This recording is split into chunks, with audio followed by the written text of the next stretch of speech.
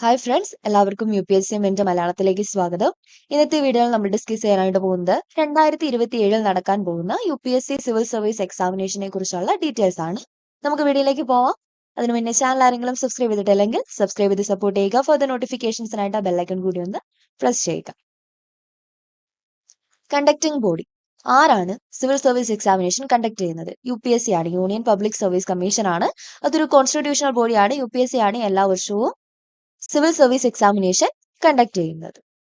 ഇനി services under UPSC CSE, അതായത് civil service examination അണ്ടറിൽ വരുന്ന സർവീസസ് നമുക്ക് നോക്കാം. All India services, group A services and group B services. ഈ 3 സർവീസസ് ആണ് UPSC CSEയുടെ അണ്ടറിൽ വരുന്നത്. ഓൾ ഇന്ത്യ സർവീസസിന് എക്സാമ്പിൾ പറയുകയാണെങ്കിൽ IAS, IPS പോലെയുള്ള സർവീസസ് ആണ് ഓൾ ഇന്ത്യ സർവീസസ്. ഇനി ഗ്രൂപ്പ് എ സർവീസസ് എന്ന് പറയുമ്പോൾ IFS, IRS. ഇനി ഗ്രൂപ്പ് ബി സർവീസസ് എന്ന് പറയുമ്പോൾ പോണ്ടിച്ചേരി സിവിൽ സർവീസ്, അങ്ങനെയുള്ള എക്സാംസ് ഒക്കെയാണ് എന്ത് ഗ്രൂപ്പ് ബി സർവീസസിന് അണ്ടറിൽ വരുന്നത്. അങ്ങനെ all India services, group A services, group B services, ഇതാണ് എന്ത് UPSC CSEയുടെ അണ്ടറിൽ വരുന്ന സർവീസസ്. ഇനി നമുക്ക് എക്സാമിന്റെ സ്റ്റേജസ് നോക്കാം. 3 സ്റ്റേജസ് ആയിട്ടാണ് സിവിൽ സർവീസ് എക്സാമിനേഷൻ നടത്തപ്പെടുന്നത്. ഒന്നാമത്തെ സ്റ്റേജ് എന്ന് പറയുന്നത് പ്രിലിമിനറി എക്സാമിനേഷൻ ആണ്. രണ്ടാമത് മെയിൻസ് എക്സാമിനേഷൻ. മൂന്നാമതായിട്ട് പേഴ്സണാലിറ്റി ടെസ്റ്റ് അല്ലെങ്കിൽ ഇന്റർവ്യൂ. പ്രിലിമിനറി എക്സാമിനേഷൻ എന്താണ്? ഒരു ഒബ്ജക്റ്റീവ് ടൈപ്പ് എക്സാമിനേഷൻ ആണ്. ഇനി മെയിൻസ് എക്സാമിനേഷനോ അതൊരു ഡിസ്ക്രിപ്റ്റീവ് ടൈപ്പ് എക്സാമിനേഷൻ ആണ്. പിന്നെ വരുന്നതാണ് എന്ത് പേഴ്സണാലിറ്റി ടെസ്റ്റ് അല്ലെങ്കിൽ ഇന്റർവ്യൂ എന്ന് പറയുന്നത്. അങ്ങനെ 3 സ്റ്റേജസ് ആണ് സിവിൽ സർവീസ് എക്സാമിനേഷന് ഉള്ളത്. ഇനി എക്സാമിന്റെ പാറ്റേൺ നമുക്ക് നോക്കാം. അത് പാറ്റേണിന്റെ ഒരു ഓവർവ്യൂ നോക്കാം. പ്രിലിംസ് എന്ന് പറയുമ്പോൾ എന്താണ്? പ്രിലിംസ് എക്സാമിനേഷനകത്ത് നമുക്ക് 2 പേപ്പർ ആണ് വരുന്നത്. പേപ്പർ 1ഉം പേപ്പർ 2ഉം. പേപ്പർ 1 എന്താണ്? ജനറൽ സ്റ്റഡീസ് പേപ്പർ ആണ്. അതെന്താണ്? 200 മാർക്കിലാണ് ക്വസ്റ്റ്യൻസ് വരുന്നത്. ഇനി പേപ്പർ 2 എന്ന് പറയുമ്പോൾ എന്താണ്? സിസാറ്റ്. സിസാറ്റും എന്താണ്? 200 മാർക്കിലാണ്. പക്ഷേ സിസാറ്റ് എന്താണ്? ഒരു ക്വാളിഫയിങ് നേച്ചറിലുള്ള പേപ്പർ ആണ്. അതായത് 200-ല് 33% മാർക്ക്, അതായത് 66 മാർക്ക് ഉണ്ടെങ്കിൽ എന്താണ് നമുക്ക് സിസാറ്റ് ക്വാളിഫൈ ചെയ്യാനായിട്ട് സാധിക്കും. പിന്നെ അറിയാലോ, പ്രിലിംസ് എന്താണ്? ഒരു ഒബ്ജക്റ്റീവ് ടൈപ്പ് എക്സാമിനേഷൻ ആണ്. OMR ബേസ്ഡ് എക്സാം ആണ്. പിന്നെ എന്തുണ്ട്? നെഗറ്റീവ് മാർക്കിങ്ങും പ്രിലിംസിൽ ഉണ്ട്. ഇത്രയും കാര്യങ്ങൾ ശ്രദ്ധിക്കുക. പ്രിലിംസിൽ 2 പേപ്പർ ആണ് വരുന്നത്, പേപ്പർ 1 ആൻഡ് പേപ്പർ 2. പേപ്പർ 1 എന്താണ്? ജനറൽ സ്റ്റഡീസ് പേപ്പർ ആണ്. പേപ്പർ 2 എന്താണ്? സിസാറ്റ് ആണ്. സിസാറ്റ് എന്താണ്? ഒരു ക്വാളിഫയിങ് നേച്ചറിലുള്ള പേപ്പർ ആണ്. അതായത് 33% മാർക്ക് ഉണ്ടെങ്കിൽ എന്താണ് നമുക്ക് സിസാറ്റ് പാസ് ആവാനായിട്ട് സാധിക്കും. ഇനി അടുത്തതാണ് മെയിൻസ് എക്സാമിനേഷൻ. മെയിൻസ് എക്സാമിനേഷൻ എന്താണ്? മെയിൻസ് എക്സാമിനേഷൻ ഒരു ഡിസ്ക്രിപ്റ്റീവ് ടൈപ്പ് എക്സാമിനേഷൻ ആണ്. 9 പേപ്പേഴ്സ് ആണുള്ളത്.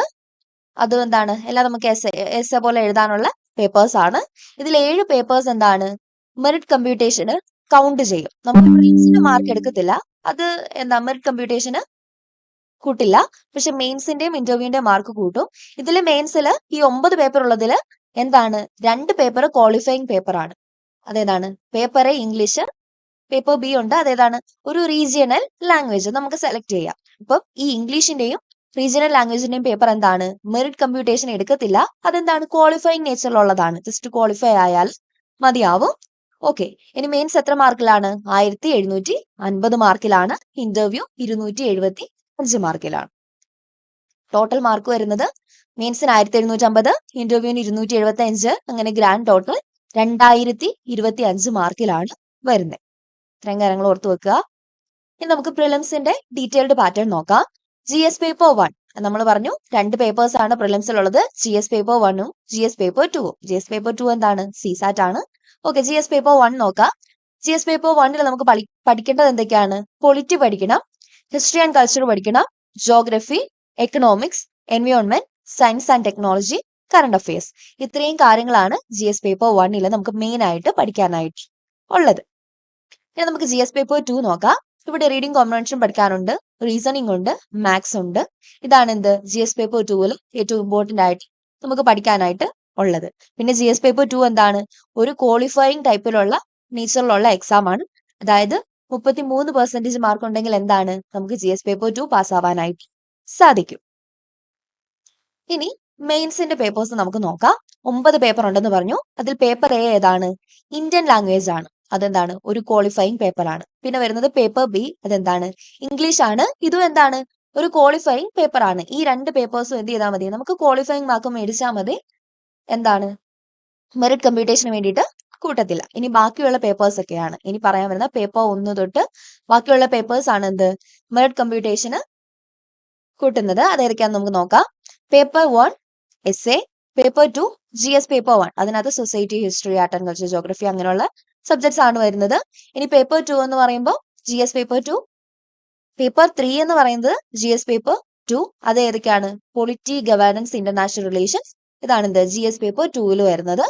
ഇനി പേപ്പർ 4, അതായത് നമ്മുടെ GS പേപ്പർ 3, അതിലേതൊക്കെയാണ് economy, science and technology, environment, internal security, agriculture ഇങ്ങനെയുള്ള സബ്ജക്ട്സ് ആണ് GS പേപ്പർ 3 വരുന്നത്. ഡിസാസ്റ്റർ മാനേജ്മെന്റ് ഒക്കെ. ഓക്കെ, ഇനി GS പേപ്പർ 4 അതേതാണ്, എത്തിക്സ് ആണ് GS പേപ്പർ 4 എന്ന് പറയുന്നത്. ഇതുകൂടാതെ വേറെ 2 പേപ്പർ ഉണ്ട് നമ്മുടെ ഓപ്ഷണലിന്റെ. ഏതാണ്, ഓപ്ഷണൽ പേപ്പർ 1ഉം ഓപ്ഷണൽ പേപ്പർ 2ഉം. അങ്ങനെ 9 പേപ്പർ ആണ് മെയിൻസിന് വരുന്നത്. ഏതൊക്കെയാണ്, paper A Indian language, paper B English. ഇത് രണ്ടും എന്താണ്, ക്വാളിഫയിങ് നേച്ചർ ഉള്ളതാണ്. ഇനി മെറിറ്റ് കമ്പ്യൂട്ടേഷന് വേണ്ടിയിട്ട് എടുക്കുന്ന ഏതൊക്കെയാണ്, എസ്എ, പിന്നെ GS paper 1, GS paper 2, GS paper 3, GS paper 4, പിന്നെ എന്താണ് optional paper 1 and optional paper 2. ഇനി അടുത്തതാണ് എലിജിബിലിറ്റി ക്രൈറ്റീരിയ. നമുക്ക് നോക്കാം. ഏജ് ലിമിറ്റ് എന്താണ്, ജനറൽ കാറ്റഗറി കാൻഡിഡേറ്റ് ആണ് നിങ്ങളെങ്കിൽ 21 to 32 വയസ്സ് വരെയാണ് എന്ത് എക്സാം എഴുതാനായിട്ട് സാധിക്കുക. ഇതിൽ എല്ലാ വർഷവും എന്താണ് നമുക്ക് എക്സാം എഴുതാനായിട്ട് പറ്റത്തില്ല. നമ്പർ ഓഫ് അറ്റംപ്റ്റ്സ് ഞാൻ പറയാം. ഓക്കെ, അപ്പൊ ഏജ് ലിമിറ്റ് എന്താണ്, ജനറൽ കാറ്റഗറി കാൻഡിഡേറ്റ് ആണെങ്കിൽ 21 to 32 വയസ്സ് വരെയാണ് വരുന്നത്. അതായത് മിനിമം 21 വയസ്സുണ്ടെങ്കിൽ എന്ത് പറ്റുള്ളൂ, എക്സാം എഴുതാനായിട്ട് സാധിക്കത്തുള്ളൂ. ഇനിയിപ്പം OBC കാൻഡിഡേറ്റും SC/ST കാൻഡിഡേറ്റ് ആണെങ്കിൽ, OBC അല്ലെങ്കിൽ SC/ST കാറ്റഗറി വരുന്ന കാൻഡിഡേറ്റ് ആണ് നിങ്ങളെങ്കിൽ എന്തുണ്ട്, ഏജ് റിലാക്സേഷൻ ഉണ്ട്. അത് നമുക്ക് എത്രയാണെന്ന് നോക്കാം. OBC ആണെങ്കിൽ എന്താണ് 21 to 35, SC/ST കാറ്റഗറി വരുന്ന കാൻഡിഡേറ്റ് ആണെങ്കിലോ 21 to 37. ഏജ് ലിമിറ്റ് ഓർത്തു വെക്കുക. ഇനി അടുത്തത് എഡ്യൂക്കേഷണൽ ക്വാളിഫിക്കേഷൻ. അതെന്താണ്, graduation from any recognised university. Okay, graduation certificate മതി. പിന്നെന്താണ്, ഫൈനൽ ഇയർ സ്റ്റുഡൻസ് ആണെങ്കിൽ എന്താ, അതായത് നിങ്ങൾ ഒരു ഫൈനൽ ഇയർ സ്റ്റുഡന്റ് ആണെങ്കിലും എന്താണ് നിങ്ങൾക്ക് അപ്ലൈ ചെയ്യാനായിട്ട് സാധിക്കും. ഓക്കെ, ഇനി നമ്പർ ഓഫ് അറ്റംപ്റ്റ്സ് നോക്കാം. നമ്മൾ പറഞ്ഞു ഇപ്പൊ 21 to ജനറൽ കാറ്റഗറി കാൻഡിഡേറ്റിന് 21 to 32 വയസ്സ് വരെ എക്സാം എഴുതാന്ന് പറഞ്ഞു. പക്ഷെ എന്താണ് 21, 22, 23, 24 അങ്ങനെ കണ്ടിന്യൂസ് ആയിട്ട് എഴുതാനായിട്ട് പറ്റുമോ, ഇല്ല. ജനറൽ കാറ്റഗറി കാൻഡിഡേറ്റ്സിന് നമ്പർ ഓഫ് അറ്റംപ്റ്റ്സിൽ ഒരു ലിമിറ്റ് ഉണ്ട്. എന്താണ് 6 അറ്റംപ്റ്റ്സ് ആണ് വരുന്നത്. ഇനിയിപ്പോ ഇത് OBC കാറ്റഗറി കാൻഡിഡേറ്റിന്റെ കേസിലാണെങ്കിലോ 9 അറ്റംപ്റ്റ്സ് ആണ് ഉള്ളത്. SC അല്ലെങ്കിൽ ST കാൻഡിഡേറ്റ്സിലാണെങ്കിലോ അൺലിമിറ്റഡ് അറ്റംപ്റ്റ്സ് ആണ്. അവരുടെ ഏജ് ലിമിറ്റ് വരുന്നത് വരെ അൺലിമിറ്റഡ് അറ്റംപ്റ്റ്സ് ആണ് അവർക്ക് ഉള്ളത്. ഇനി അടുത്തതാണ് persons with benchmark disability. ഈ ഒരു കാറ്റഗറി വരുന്ന കാൻഡിഡേറ്റ്സിനും എന്തുണ്ട്, നമ്പർ ഓഫ് അറ്റംപ്റ്റ്സും ഉണ്ട്, അതുപോലെ തന്നെ ഏജ് റിലാക്സേഷനും ഉണ്ട്. അവരുടെ കാറ്റഗറിനെ ഡിപ്പെൻഡ് ചെയ്തിട്ടാണ് ഏജ് റിലാക്സേഷനും നമ്പർ ഓഫ് അറ്റംപ്റ്റ്സും വരുന്നത്. ഇനി എക്സാം ഫ്രീക്വൻസി നമുക്ക് നോക്കാം. അതായത് എല്ലാ വർഷവും ഒരു തവണയാണ് UPSC സിവിൽ സർവീസ് എക്സാമിനേഷൻ നടത്തപ്പെടുന്നത്. ഇതിന്റെ നോട്ടിഫിക്കേഷൻ വരുന്നത് എന്നാണ്, ജനുവരിയിലാണ് നോട്ടിഫിക്കേഷൻ വരുന്നത്. പിന്നെ മെയിൻസ് എക്സാമിനേഷൻ കണ്ടക്ട് ചെയ്യപ്പെടുന്നത് പ്രിലിംസ് എക്സാമിനേഷൻ കണ്ടക്ട് ചെയ്യപ്പെടുന്നത് മെയ്യിലാണ്. മെയിൻസ് എക്സാമിനേഷൻ കണ്ടക്ട് ചെയ്യപ്പെടുന്നത് ഓഗസ്റ്റിലാണ്. വർഷത്തിൽ ഒന്നാണ് സിവിൽ സർവീസ് എക്സാമിനേഷൻ നടത്തപ്പെടുന്നത്. ഇനി ആപ്ലിക്കേഷന്റെ ഡീറ്റെയിൽസ് നോക്കാം. ഓൺലൈൻ ആയിട്ടാണ് നമ്മൾ അപ്ലൈ ചെയ്യേണ്ടത് UPSCയുടെ വെബ്സൈറ്റ് മുഖേന. ആപ്ലിക്കേഷൻ ഫീ വരുന്നത് 100 രൂപയാണ്. ജനറൽ OBC കാറ്റഗറി വരുന്ന കാൻഡിഡേറ്റ്സിന് അത് പേ ചെയ്യണം. പിന്നെ ഫീസിൽ ആർക്കൊക്കെയാണ് ഫീസ് കൊടുക്കേണ്ടാത്തത് നമുക്ക് നോക്കാം. SC, ST, persons with benchmark disabilities, females, ഇവർക്ക് എന്താണ് ഫീ പേ ചെയ്യേണ്ട കാര്യം വരുന്നില്ല. ഓക്കെ, ഇത്രയേ ഉള്ളൂ. UPSCയുടെ വെബ്സൈറ്റ് ഏതാണ് www.upsc.gov.in നോക്കിയാൽ മതി. UPSCയുടെ വെബ്സൈറ്റ് കിട്ടും. അതിനകത്ത് നമുക്ക് PYQs കിട്ടും, ആൻസർ കീസ് കിട്ടും, എക്സാം കലണ്ടർ കിട്ടും. എക്സാമിനെ കുറിച്ചുള്ള കംപ്ലീറ്റ് ഡീറ്റെയിൽസ് എന്താണ് UPSCയുടെ വെബ്സൈറ്റിൽ കിട്ടും. ആപ്ലിക്കേഷനും എന്താണ് UPSCയുടെ വെബ്സൈറ്റ് വഴിയാണ് നമ്മൾ ചെയ്യേണ്ടത്, ഓൺലൈൻ ആയിട്ടാണ് ചെയ്യേണ്ടത്. ഓക്കെ, പിന്നെ കുറച്ച് ടിപ്സ് തരാം. നിങ്ങളൊരു ബിഗിനർ ആണെങ്കിൽ എന്താണ് NCERT സ്റ്റാർട്ട് ചെയ്യുക. ഏതൊക്കെ NCERTs ആണ് പഠിക്കേണ്ടതെന്ന് ഞാൻ ഓൾറെഡി വീഡിയോ ചെയ്തിട്ടുണ്ട്. എന്താണ് 6ാം ക്ലാസ് തൊട്ട് 12ാം ക്ലാസ് വരെയുള്ളൂ. ഇപ്പൊ എല്ലാ സബ്ജക്റ്റിന്റെയും 6ാം ക്ലാസ് തൊട്ട് 12ാം ക്ലാസ് വരെയുള്ളത് പഠിക്കണോ, വേണ്ട. പക്ഷെ എന്താണ് NCERTs സ്കിപ്പ് ചെയ്യാണ്ടിരിക്കുക. ഓക്കെ, നിങ്ങളൊരു ഇപ്പം എക്കണോമിക്സ് ഒക്കെയാണ് സയൻസിൽ പഠിച്ചതെന്നുണ്ടെങ്കിൽ ഡിഗ്രി ഒക്കെ പഠിച്ചുകൊണ്ടിരിക്കുന്നതെന്നുണ്ടെങ്കിൽ എന്താണ് എക്കണോമിക്സിന്റെ NCERTs നിങ്ങൾക്ക് വേണമെന്നുണ്ടെങ്കിൽ എന്ത് ചെയ്യാം, സ്കിപ്പ് ചെയ്യാം.